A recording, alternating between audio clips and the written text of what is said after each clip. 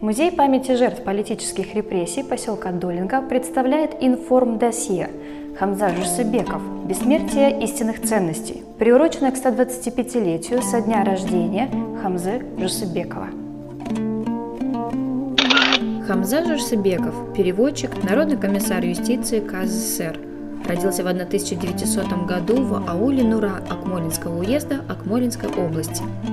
С первых дней Октябрьской революции принимал участие в революционном движении, в деятельности Демократического союза молодежи, вступил в Революционный союз молодежи «Жас Казак». Он был делегатом съезда профсоюзов 4, 5, 6 краевых партийных конференций.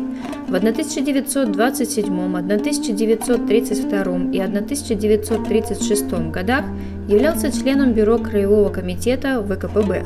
В 1935-1936 годах членом Президиума Исполнительного комитета Казахстана.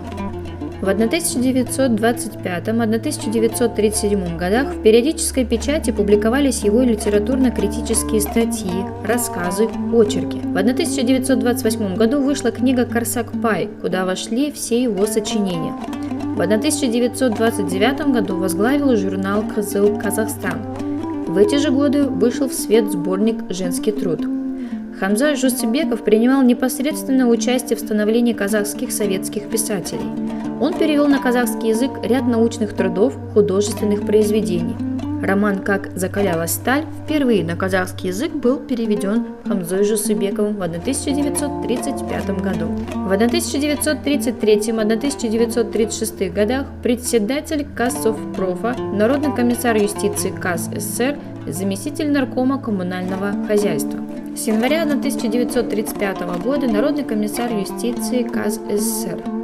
При Хамзе Жусупбекове юридический факультет при Алматинском институте советского строительства был преобразован в юридический институт. В 1936-1937 годах переводчик в Казахстанском институте марксизма-ленинизма.